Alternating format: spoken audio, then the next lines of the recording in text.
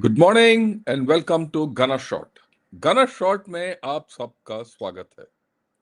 Today we're going to talk of something very interesting. We're going to talk of China, the jilted lover of Pasni. Okay, before I go further, I must also welcome not only viewers from Gana Shot, but also those who have joined from P Gurus, right? This is a joint podcast. So at the outset, those from P Gurus, subscribe to Gana Shot also, and those from Gana Shot, please subscribe to P Gurus also, because you'll get the best of both. We are quite different channels in many ways, but equally we are together in many ways, right? So you'll get the best of both. That's the thing which I wanted to put across to you.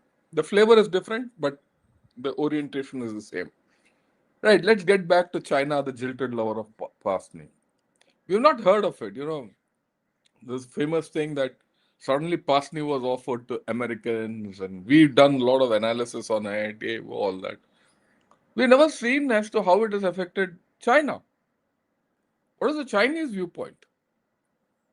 And it's not come in any international news, it's not come in even the normal tabloids. So I had to search hard. Or is there a lid on the thing? No. Then I came across a few articles in Baidu, Baidu.com. So I'm going to present them to you, right? But look at it. You know, I mean, look at this cartoon. It tells everything, right? Uh, the Pakistani damsel in the lap of China, and suddenly here comes this rock star salesman selling rocks to USA, and out comes Pasni deal.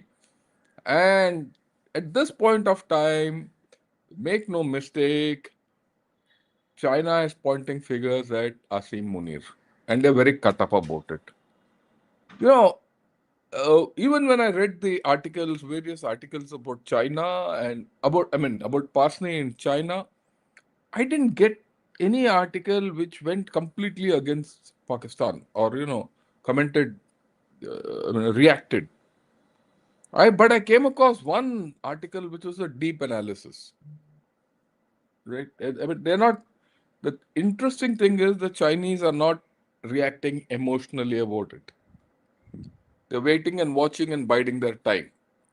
Even this analysis, which I'm going to discuss with you, suggests so. They're biding their time. They're going to see where Pakistan is heading. Oh, well, look, we all know where Pakistan is heading. Then it is heading nowhere. It's only heading into a brick wall in Afghanistan. We know what's happening in Afghanistan. We know there's a ceasefire, the famous Pakistani ceasefire, where the first thing they get hit and they say ceasefire, ceasefire, and then they'll declare victory. But only thing is, in this case, the Afghans have declared victory. So let us see where that goes. But that is at a later date. Then there's also a lot of news about India, America, USA, Sharm el Sheikh, and all that. Okay, so that we'll discuss in the evening. And we have this a show of three good generals. We'll discuss it. Mr. Shriya is not too well. I'm sure he'll recover in a few days. So till then, I'll continue. We'll continue with it. The show doesn't stop, right? And so we'll discuss India, USA beyond Sharm el Sheikh. That's in the evening. And sometime I'm going to talk about China, and everyone talks today that China is number one and USA has declined, all that. For some funny reason, people don't seem to understand that China itself is declining. How can it be number one? Right? So, we have to look at things practically. It is not as if the world is divided only between between America and China. If America is not number one, China is number one, and everyone has to go, give namaskaram and fall at that field. And, China is not the latest Indian temple going around. So, we have to understand all these things, but that's later. We'll now talk of the Pasni. We'll get back to Pasni. Okay, this is the thing which I got. This is from Baidu.com. Because many of you won't believe what I'm going to talk or what I'm going to put. So, today, what I'm going to do is we're going to have a readout of these articles. So, you understand the nuance which is coming out of China. You need to understand the kind of feelings that they're experiencing and how they've analyzed it. Right? I'm not going to explain much. I'll explain after having read what the Chinese have written. One. Number two, the English won't be that great because this is a translation of the Chinese Mandarin, because all the Baidu.com is in Mandarin. And the links to two articles which I've fished out are in the description. You know, and when you go to the description, you you know, click on those links, you'll go to the original Mandarin version. Okay, because what I'm going to say is all authentic. There's nothing different. So, what does this headline say? It says Pakistan cooperated with the United States to develop a new port, which is only 113 kilometers away from the Chinese port. And then he talks. Then there's another article. He says behind the balance between major countries, Pakistan's invitation to US to build a port. Interesting. Now, the point is, both these articles have slightly different angles which they've dealt with, but I've amalgamated them, got extracts, and we'll speak about that today. And it comes out that they've done a 360-degree evaluation of China, the whole story, and they're waiting, they're biding their time. Okay, this is we for everyone who needs to understand. Well, this is Pasni. Let me make it a little bigger. This is Pasni. Okay, this is Gwadar, right? And this is Chabahar. This is Chabahar. Okay, very close. Our interests, their interests are all close, and this is Karachi. No, and of course, this is Baluchistan. This entire thing is Baluchistan, and these mines and where they're taking Rikodik and Sandak. Sandak is the mine in which Chinese are already mining. Rikodik is the mine which has been offered now to USA for critical minerals and all that. Interestingly, those mines are also just about 80 kilometers apart. Just think. Just think. Those mines are 80 kilometers apart. Their ports are 100 kilometers apart. Both are going to come down and all that. And the Chinese are already smarting because this road, this coastal road, has been built by the Chinese. Okay. They'll say the Americans will now use our roads. So all those things are there. So there's something which is fundamentally interesting and intriguing about this entire Pasni deal. And that the Chinese have come out with it very well. We'll come to it. And a lot of people are talking a lot about Pasni and the port and all that. You know, I read about it and went into it. It's a deep port. This is the port. This is the port part. Okay. But you see the approach to the port. There seems to be a creek from here and from here. Actually, when I'll put it fully so that you have looked. Okay. From here. There's, of course, a satellite picture. There's a sandbank out here. And around the sandbank, you can see water. So the entrance to the port is constricted. It's not so easy. You can go from here or you can enter from here. When I saw it in detail, some ships I saw small ships entering from here and some from here. My guess is they'll have to this creek must be very heavily silted. You can see green water, which means there's depth in this channel. And they have to desilt hell of a lot. And that's the reports also which are saying. So this port is not readily usable as if it is being made out.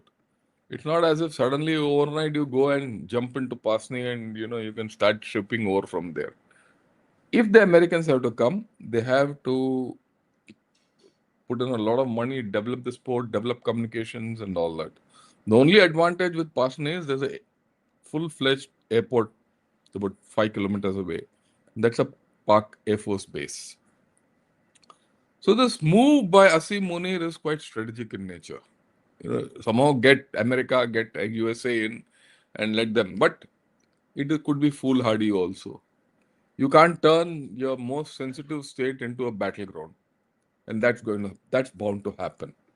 Okay, right. This now let me get into the fundamentals of what the Chinese are saying. Some might feel it's a little boring, but I'll go through each and I'll explain the nuance in each aspect. Okay. So he says Pasni is only 113 kilometers. China has invested, built, and operated Gwadar. 113 kilometers between Pasni and Gwadar. The Chinese view this as playing chess face to face under someone else's eyes.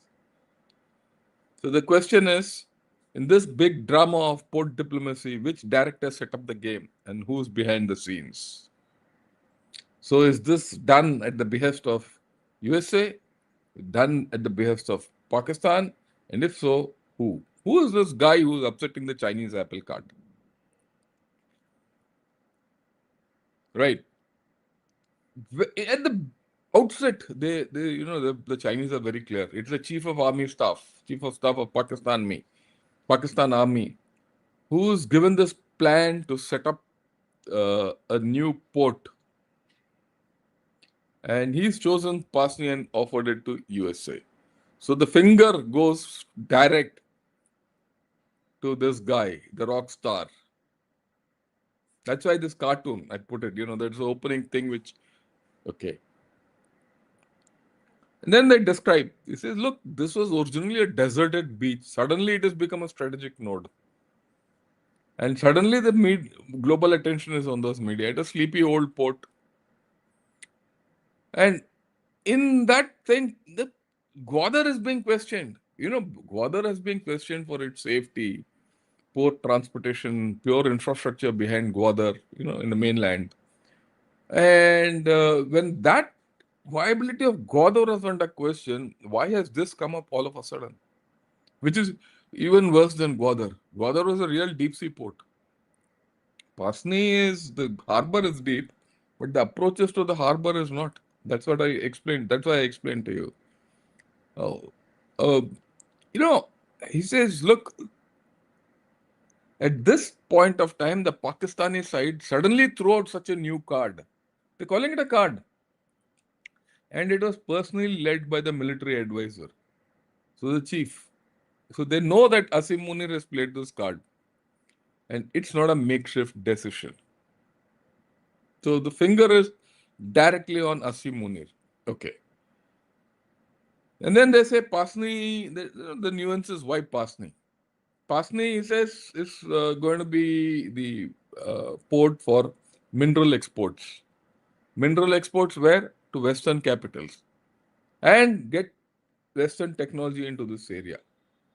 Of course, no one knows whether mining will be, some refining will be done here or pre-refining will be done here and taken and all that. We don't know. But my horse sense tells me, look, there are two, three problems. One, you can get ore from Rekodik, which is in the edge of Balochistan, Afghanistan area, and get it down to Pasni. You can get, but there are no road lines, there are no trains. All this proposal involves building a road, building a train, all that. Where will you get energy from? Where will you get power? Even if you build a railway line or a road, right?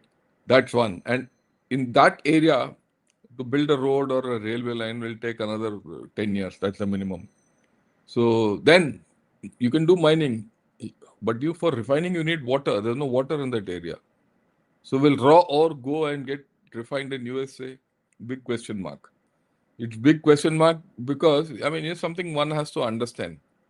It's not as if rare earths are not available in USA. They are there in a place called Mountain Pass in California. Those of you who are from USA will know this. Mountain Pass, California. The problem with Mountain Pass, California is in the about 20, 30 years back, they were mining, they're still mining rare earths from there and refining it. But ecologically, it is harmful.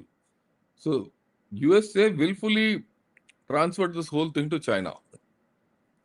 So where will they take this ore? They'll send it to China. That's asking for trouble, isn't it? Okay.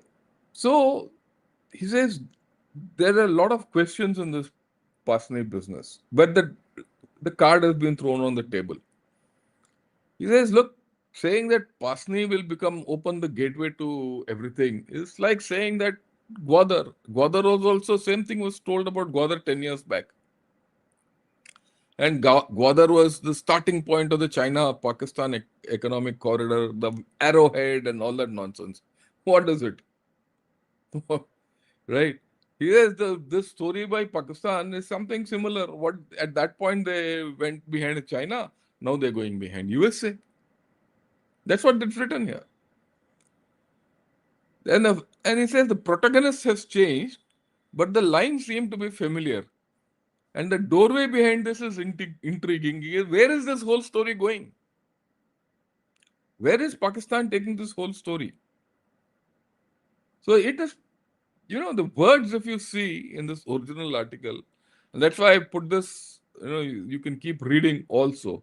I'll not read everything, but you keep reading, you will understand. Very intriguing. I mean, I won't say very intriguing, very telling. He says, is this Pakistan's double insurance? While continuing to eat China's investment, okay, it also hands olive branches to US so that it is trying to win more opportunities. They know that Pakistan is double dealing. Then they also feel that look, Pakistan is getting rid of dependence on China, and they want to be more independent and the fate of their country in their hands. They know Asim Munir's game. He says the Chinese say, look, Gwadar was the maritime fulcrum of the Belt and Road. Okay, and it has become a regional hub, or rather progressing to be a regional hub. Out of the blue, here comes Pasni, and another door is opened as a competitor to downplay Gwadar. That's not acceptable. Not acceptable to the Chinese. Okay? But then they say, look, all this is happening, but this is not a government decision as it. Munir's advisors have sent a signal to USA. But there are issues of making it legal in the Pakistani cabinet on finance, diplomacy, and everything else. But he says, look, this is the word I must read out. However, the military's chess move is not small. Directly throwing the topic of US Pakistan cooperation port on the table. So, okay, it depends on whether the United States is willing to take the move. It's a fact. So far, United States has not risen to the bait. Who knows? It's also feasible that Munir is playing a smart hand. He'll say, you want minerals there, develop this port for me. One. Number two, even if the minerals are developed there and Trump goes there, after all, Asim Munir is Trump's favorite field marshal, isn't it? He's Trump's favorite field marshal. Right. Okay. So, so how will this whole thing be pulled off? The minerals need a port exit. It can't go through Gwadar. It can't come to Karachi. It's too far. So it's interesting to see how USA will take this whole story up. And that's what China points out. But something is on the cards. You see, the very reason that Pasni has come up was indicative of the fact that this was being discussed. Everyone knows the minerals can be there. Minerals can be there on top of Mount Everest also. Can you get them down? That's the point. Right? Then they say about Pasni, very important this. Judging from a series of recent actions of the United States in the Indo Pacific region, it is indeed getting closer to Pakistan's security relations, counterterrorism cooperation, border control, and technical assistance. There may be many cards in its hand, and it is missing a big project that can be implemented. USA. This USA doesn't have a big project in this area. So what if they start off with this infrastructure? What is the effect on the Indo-Pacific?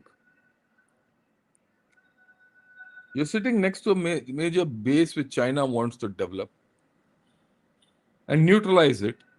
And what will be the effect on the larger Indo-Pacific? Forget about Trump's orientation today that he's pivoted away from Indo-Pacific? Long term, right? And then he says, the next point of analysis is a mineral export port can also connect the rare metal transportation channels between Afghanistan and Central Asia. So just think, Pasni, go north, you hit Reykjavik, go north, Kabul, Afghanistan, go north, Central Asia. And Central Asia is full of minerals. And we also know that USA is making an outreach to Central Asia.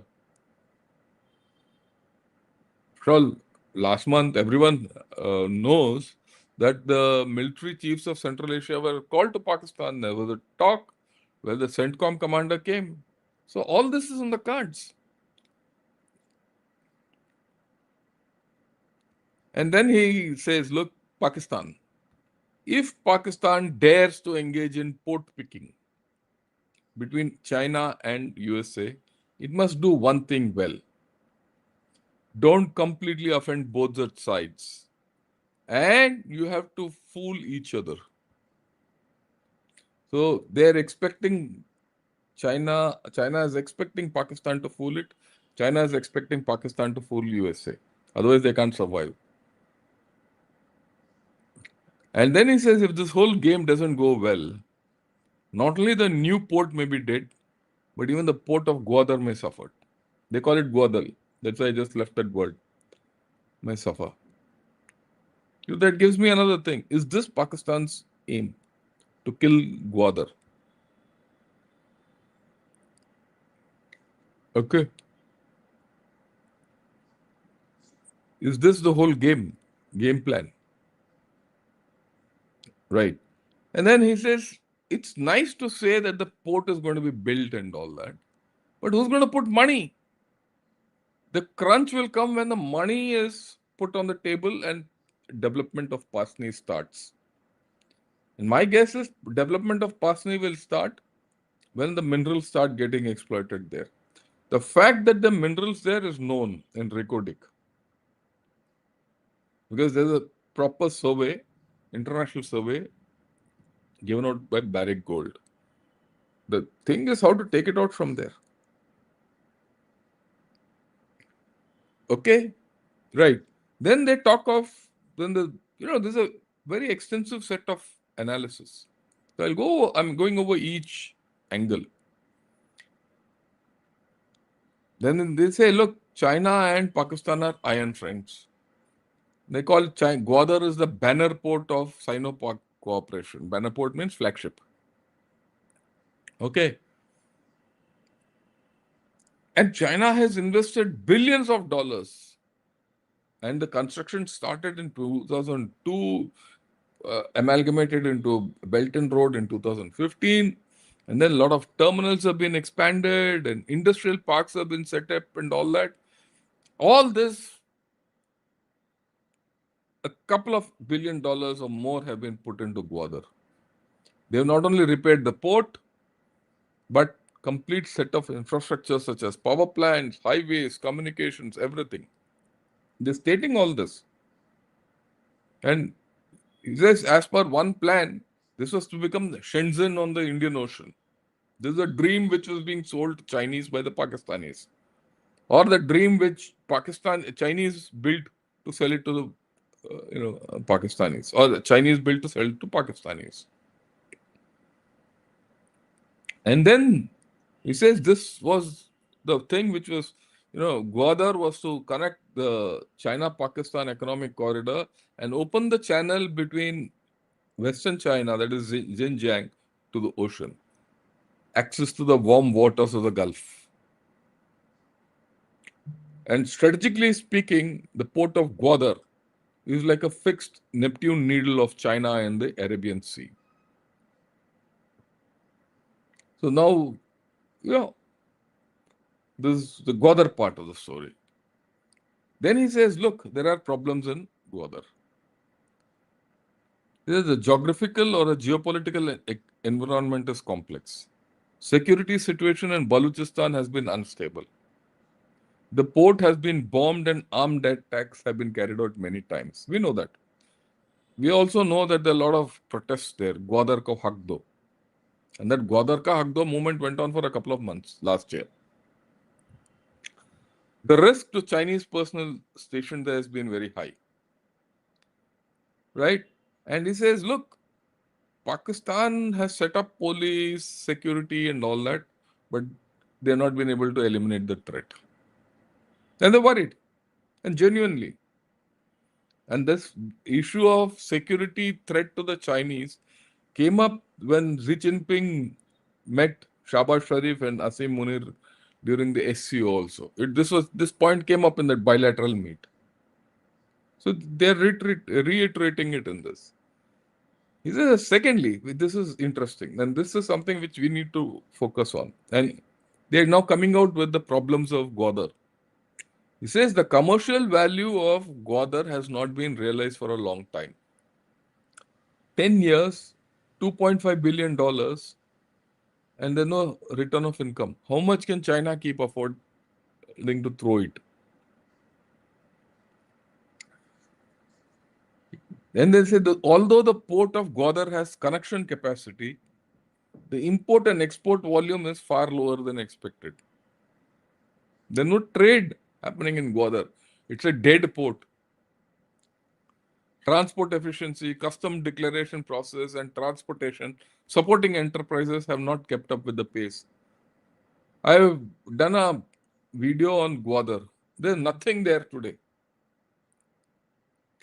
Many Chinese funded enterprises are shouting there is no logistics closed loop infrastructure. And the investment return is worrying. There's no investment. And there's no return. There's no trade. There's no power. There's no electricity or there's no water. Right?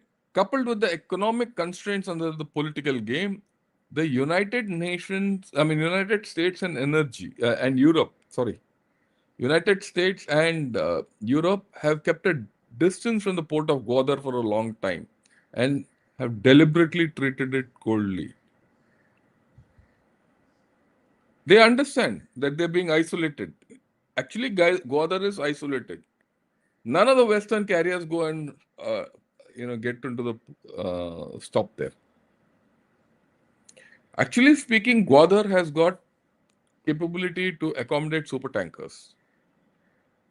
The hope at one point of time, I remember, was super tankers will come from wherever, come to Gwadar. Gwadar will be a transshipment point. From there, smaller ships will go into the Gulf. So everything coming out of the Gulf will stop at Gwadar, transship into larger carriers and go halfway across the world wherever and do whatever. That's not happened because everyone has avoided it. So Gwadar, actually in this article it comes, he says, look, Gwadar has failed. The Chinese are admitting that Gwadar has failed. And then financing. He says World Bank and international financial institutions are not involved in relevant financing. And the port has fallen to the dilemma of single external resource. The single external resource is China. The burden, you see, we all talk, oh, Gwadar has been developed by China, all that. Look at what they're saying. Look at the problems that Gwadar is facing. Not viable economically. Strategically not viable. Everyone is avoiding it. The Chinese are finding the difficulty of funding it. He says, to put it bluntly, although China can afford it, it is difficult to make ends meet. When people talk of China, its reach, Belt and Road, please understand. It's easy to build something, but very difficult to maintain it and keep it up and get value out of it. One of China's major problems, the Communist Party of China has muffed it. What they have done, they have built everything all over, including within China. There's no return of income on that. So the stooges of the Communist Party made plans, and they all boomeranged on them. They made plans saying, "Oh, I'll build a road here. I'll get so much EAO and all that." Justified it. Built a road. Out of that road, nothing. Even donkey carts don't move in many places in China. So you can make investment, you can make infrastructure, but there's no return. What's the good use? It's all gone. Money in the sand. He says now at this point of time, the second or the 1.0 upgraded version or the second phase of CPEC is now in progress. Now, if port of Pasni comes, it will hit CPEC. Says it embarrasses. This is an embarrassment point for the CPEC. Right? He says both Pasni and Gwadar are next to each other. They will have similar shipping functions. And if now here comes a threat they feel. He says if Pasni takes off in the international route, because the Westerners will come there. Western lines will come there to get the ore out. Gwadar will face the risk of being marginalized, which is not acceptable to China. Even the flagship of CPEC will be useless. See, when foreign investment evaluates projects, they pay attention to comparability. This is their argument. Two ports with similar functions and only 100 kilometers apart, whichever has a better political and economic environment and stronger investment behind it, can attract more freight and investment. Very logical, isn't it? So they're worried that USA might shift the political climate towards itself. It can force others also, in which case it is actually killing Gwadar.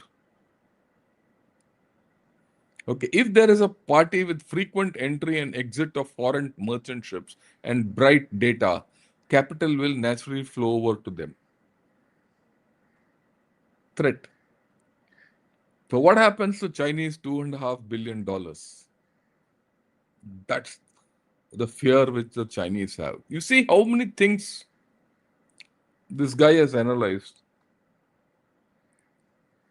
Okay, the Chinese will definitely not sit idly and watch the port of Pasni start another stove. That they're lighting another fire there, Pakistanis. Then he says, look, the significance of the China Pakistan economic corridor is not only in the economy but also in the combination of politics and strategy. There's strategic value in this. We all know that. That's also being threatened. Okay. Once there is a port of internal volume that is Pasni, it takes off, Gwadar will be diluted, known. But more importantly, China's geographical influence in South Asia will also be weakened.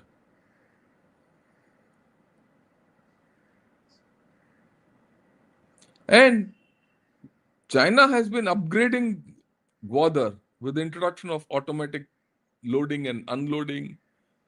They've constructed the Gwadar-Quetta highway, capital cooperation between, financial cooperation between Middle East and Pakistan and China. All this is going down. And they've done all this to increase the hard power of the port and meet the challenges of potential political opponents. So the whole idea is once this port takes off Gwadar, everyone is enmeshed financially in it, then get the security element in and establish it as their first overseas theater command. That was that was China's long-term aim. Now that is under threat. All this is coming out in this analysis. These two analyses told me all this. And what I've given out is only extract from that virtually. He says in this new area of new variable, China has not made a statement so far. But This analyst, whoever's written, he says, look, China and Pakistan might have communicated in this so that there's no conflict of interest developing. And then he says, I mean, some communication would have happened to prevent port conflict from turning into strategic trust crack. They also recognize that Pakistan is playing the chip well. He says it's become the biggest chip owner. The chip is the card it has. It can bargain on both sides. And it can also use the port issue to consolidate military and governmental consensus internally in exchange for technical and financial support externally. It's like a game of chess, right? Now, that's where he says the relationship between China and Pakistan is iron or not. So the iron brother equation has come into it. Okay. The CPEC has already invested tens of billions of dollars, including Port Gwadar, Karakoram Highway, Energy Corridor, YEVO, all that. He says this is not just a small investment. And if Pasni is operated by United States, it will become a window to observe and restrain Port Gwadar. So their core strategic interests are under threat. Okay. Then he says, look, if USA comes into Pasni, it's like lighting a fire under China. Under this, it'll burn the China-Pakistan economic corridor. And then he says, look, USA, ever since it's exited Afghanistan, it has lost its access to Central Asia. If this port is set up, it will not only restore the supply line, but it will increase energy transportation and influence and all that. And Port Pasni is just right for all this. It's got water depth, it's got a waterway, which I showed you, and it's got the climate same as Gwadar. And they also say that American think tanks have been studying this whole story to get hold of a foothold here. So it's not new to anyone. The Chinese have been studying this because they would have studied it next door. What if America comes there? So you're going to see things happening. Right? He says this is not just an economic calculation by the chief of army staff. It's also a strategic signal. And then he says, look, Pakistan is also knows that the progress in Gwadar is not as it expected. This is a progress in Gwadar. It doesn't have roads, railways, supporting areas is slowed down by domestic politics. Port throughput has not increased and benefits are difficult to show. So Gwadar actually in this tacitly the Chinese are agreeing or saying that it has been a failure so far. If Pasni is given to USA, it will become a complete failure. Okay. And then their hold on Pakistan will also reduce. Is this what Pakistan is playing for? It's a different thing. It's not going to happen overnight. It's going to happen over 5, 6, 10 years. Okay. That's the aim. And that's how the Chinese are viewing it. Will Chinese keep quiet? Of course not. They'll do something. Here it comes. There is another side of the matter, which is the crisis of trust. Although Sino-Pakistan relationship is called, iron can also rust. So they've given the threat. So you do this, we'll stop giving you. See, where Pakistan is caught is Pakistan is completely indebted to China, nearly $23 billion. Pakistan doesn't have the money for it. What it gets as loan from IMF only is useful for running the country, nothing else, and buying some arms. 80% of military hardware of USA is Chinese. So not USA, of Pakistan is Chinese. So if the Pakistanis wag their tail, the Chinese can turn a lot of buttons. Okay. But if and Pakistan is smart, and which it appears it is smart. There's no doubt. This Munir is quite a dangerous guy. And he's a thinker. Let's be very clear. He's doing it slowly. And he's gone and sat in Trump's. And in the next 2, 3 years, Trump can do something which will offset the Chinese. And then they also know, they also understand. Look, in recent years, Pakistan has experienced regime change, economic crisis, and frequent terrorist attacks. He says the problem with all this is that every time a new government comes, it wants to renegotiate the conditions. That's not acceptable to them again.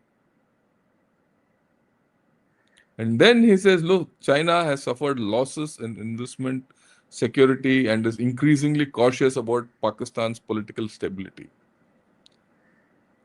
The emergence of the Pasni proposal will undoubtedly escalate this caution. So there's a problem for China in this Pasni thing. Then he says, USA. USA knows the whole story. Let's not think USA is a fool. And he says USA will not invest money in a hurry. That's their assessment. The card of Port Pasni is like a fishing line. Throw it out, let Pakistan take the hook. Let Pakistan side bite the hook. So the USA is also playing game. It's thrown a line out to Pakistan. And USA is waiting for Pakistan to take the bite, and Pakistan will take the bite. And then he says, very interesting, it doesn't matter what the port, whether the port can be built or how much capital is invested. What matters is that the US has re-entered the South Asian discourse circle. See, USA's game plan could also be, look, I'll do this, I'll do that, interest alive, keep Pakistan on the hook, keep Pakistan away from China, do nothing and wreck Gwadar. It might be playing, it'll play Pakistan out. And my guess is that's what's going to happen. So far, we have to understand Trump is no fool. He's playing people. He's playing everyone to America's advantage. People who think Trump is playing a foolish hand, I don't agree with it. So there are layers to this whole story which is happening. And this article actually brings out all these layers. Okay. Then he says the military advisor is Asim Munir. His kite is too high and the government has to shorten this line. Pakistan's domestic economic crisis is ongoing. High external debt, limited fiscal revenue. Then some projects in China-Pakistan economic corridor have slowed down. Few new investment, foreign investment is a lifeline for Pakistan. Not coming. And the military understands that the funds and technology of the US are short-term stimulus. US will not be there for the long haul because that's the history. Okay. And then he says, look, Pakistan can think of strategic autonomy, but it can't achieve it because strategic autonomy is linked to financial viability and foreign aid. He says, this is the contradiction of Pakistan. They don't have both. So where will they go? Okay. Okay, Port Pasni made the outside world re-examine Pakistan's strategic positioning. For decades, it has been swaying between China and United States and has never completely fallen to either side. During the Cold War, it relied on US military, and in the 21st century, it relied on China's investment. Now it is throwing olive branches to the United States. Beyond every turn is economic pressure and safety anxiety. The security situation in Balochistan makes the Pasni project more complicated. The local separatist force have attacked the infrastructure many times. And Gwadar port has experienced terrorist attacks. The security costs are extremely high. If the United States really intervenes in the construction, it will inevitably require control of the security system and even garrison advice. For China, it touches a red line. For Pakistan, it means a sovereign risk. Fort Pasni may never start construction, but but its existence is enough to stir up the seas. So, right? So, under these circumstances, what should the Chinese do? That's what also he says. The Chinese side should remain calm. Beijing very well knows Pakistan's economic anxiety cannot be resolved overnight, and also knows that the interests of the United States is more like testing the water. And China still continues to focus on the industrial area, road network, all that. So the Chinese are playing a waiting game. They're biding their time in this whole story. They're going to see how this goes. But this is not the end, right? This is not the end of the story. What do we do? That's a question mark. Because we've spoken all this. What is our priority? The way I look at it, I would welcome USA into Pakistan. We need to understand what are we dealing with? What is your problem? What is our problem? With USA, you had an on-off relationship. With Pakistan, largely an off relationship. With China is a major on-off relationship. So who do you use? What is your threat? We know our major threat or major source of war, violence, everything comes from Pakistan. Violence largely comes from Pakistan. That's our history. You have to neutralize Pakistan. You're not able to do it on your own for many reasons. Okay. It's not a matter of defeating Pakistan. Every time you defeat Pakistan, it comes with a new avatar. So why not and once for the past 10 years, with China sitting in Pakistan, it has constricted you hell of a lot. So how do you kill China and Pakistan? Get USA and let him do what he wants. So in my way of looking at it, I think it's a damn good thing which is happening. And if we encourage USA to get into Pakistan, and especially in Balochistan, it will keep the Chinese off balance, it will keep Pakistan off balance, and in any case, USA will be off balance. It suits us. Well, people will say, okay, what if the Chinese US presence in Pakistan comes up and there's a base there? So what if there's a base there? There's a base just another 1,000 kilometers away in Dubai. Not Dubai, what is it in Qatar. Anyway, they use Dubai. Anyway, their super carriers loaf around this area. So what if they come near into Pakistan? Let them be there. Let them go into Afghanistan. Let them go into Central Asia. If the Americans are there, this whole area is anyway unstable. It will go even more unstable. More actors. They'll keep fighting amongst themselves. You'll get peace. So there are advantages. But with these advantages come risks. So what are these risks? We have to evaluate. And you have to offset them. Right? So interesting times. See, everyone thinks Pasni, all that. The Chinese are waiting and watching what's happening. That's why I thought, put across to all of you the Chinese point of view. Because that has been missing from all analysis about Pasni. Okay. Now there are a lot of talks about Taliban and all that. I'll not take that on today. I'll not take on other subjects because, like I told you, evening we'll talk of, India, USA, and beyond in Sharm el Sheikh. And maybe tomorrow morning we'll talk of Afghanistan and Pakistan and where the whole story is going. Okay. I'll just take those questions. Uh, right. Because otherwise we'll be veering off the topic. That's the whole story. Okay. Munir is now the most successful field marshal. That's okay. That's a lot. And thanks a lot for your contribution. Um, okay. Yeah, thanks a lot for the cartoon appreciation. I mean, I put a lot of effort in making these cartoons. I feel nice when someone says good. Yeah, we are talking of Trump and Modi ji. We'll talk in the evening. There's no problem. Okay. Mm,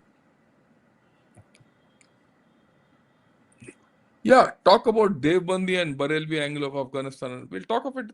I've spoken of it already.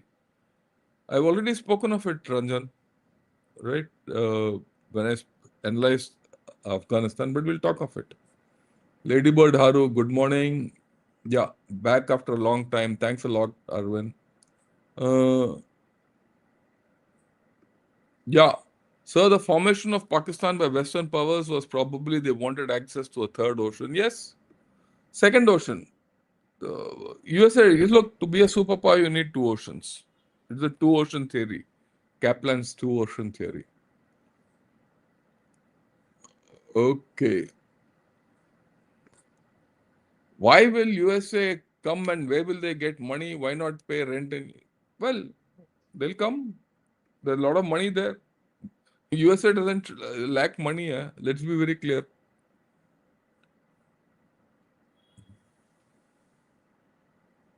Okay. So amazing cartoon and punchline. Rockstar salesman. Yeah, yeah, yeah. Okay, let me see which are the questions.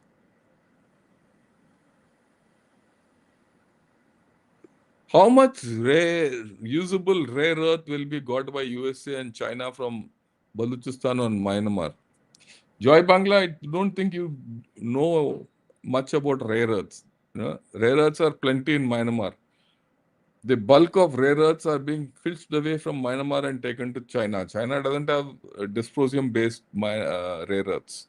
All that is coming from Myanmar. Seems to be a good strategy for Munira, given Baluch region is not. Yeah, I've discussed about this when I did this thing about Pasni. It's a good strategy. Munir's strategy is very clear that the Chinese have seen through it.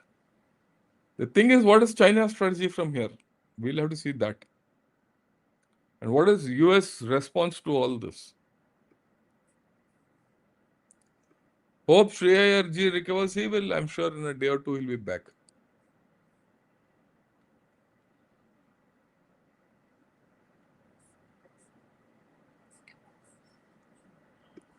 Yeah, yesterday Colonel Ajay Rana said in a podcast that Chinese investment in Afghanistan is good for us. Do you agree with him? Yeah, frankly, I don't know who Ajay Rana is. I don't value his words. Told you, Amitesh, and I'm telling everyone. You want me to give comments? Don't ask me to give comment on a non-entity. A chap who talks just on the YouTube is no great thinker. I must tell you this to all of you. Okay. If you want me to really comment on someone,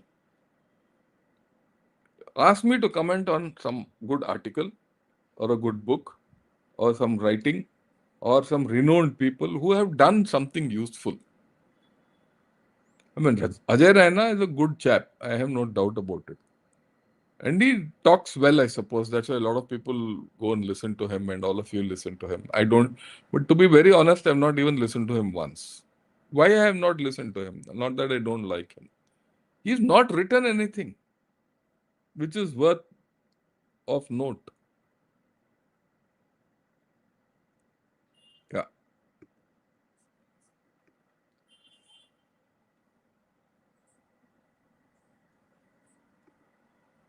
So for Pakistan, US is more reliable than Iron Man China. No, Pakistan is playing both against each other. Okay. As long as US in the Indo-Pacific, Pakistan is safe from China. I agree, US will not move out of Indochina. But the problem for China is that if US has another port in Pasni, then China's Indo-Pacific game gets complicated. That's what that article talks of.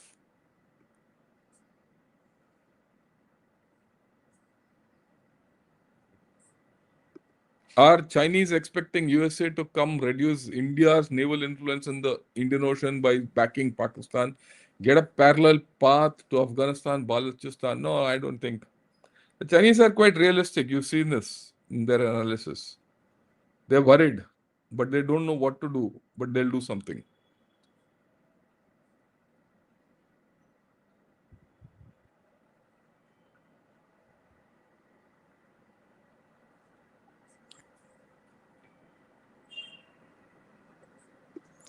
Given the water troubles in Pakistan, how is the power situation in Pakistan?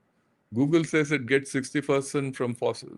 Pakistan is a done case here. Don't waste your time.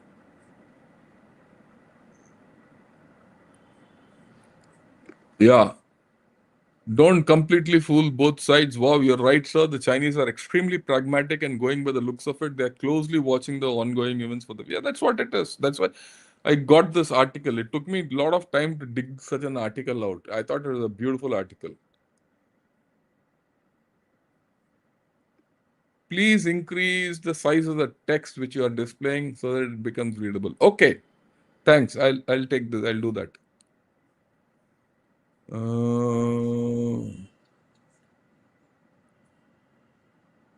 Okay, Namaskaram, General Garu. Thanks a lot, Achintya. Mm, yeah. Good morning, General Sir. Thanks for this today's session. The title for today's topic is strikingly suitable in a funny way. Yeah. Yeah. The situation is so complicated that Pak is forced to reveal their cards like Pasni, minerals. All it needs is Imran Khan out of jail.